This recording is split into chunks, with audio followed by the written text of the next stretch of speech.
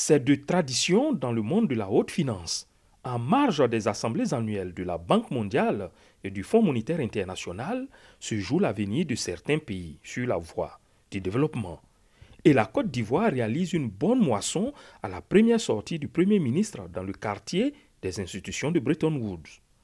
En une cinquantaine de minutes, Amadou Gon Coulibaly réussit à convaincre le Millennium Challenge Corporation (MCC), mettant sur la table de discussion les performances réalisées en matière de gouvernance.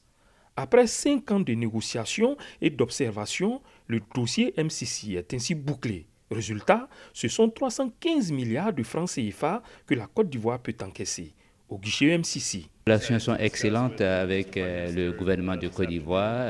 Le conseil d'administration du MCC a approuvé cet appui financier en faveur de la Côte d'Ivoire et nous allons bientôt préparer la signature de cet accord avec la présence du président Ouattara et des officiels du gouvernement américain. Nous avons travaillé sur les indicateurs politiques, économiques, sociaux, pour pouvoir améliorer les conditions favorables à un bon retour sur investissement dans notre pays.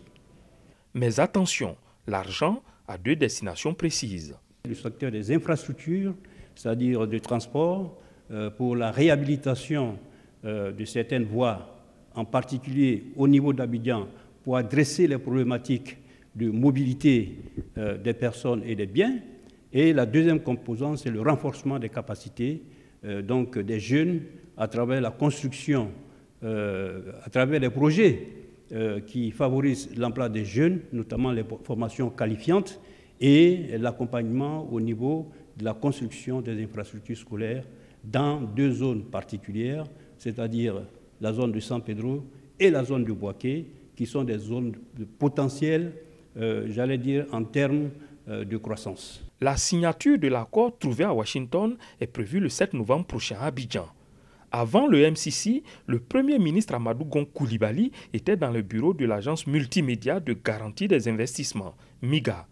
Avec la directrice générale Keiko Honda, la délégation ivoirienne est allée défendre la nécessité d'augmenter les financements de ce guichet de la Banque mondiale dans le PND 2016-2020.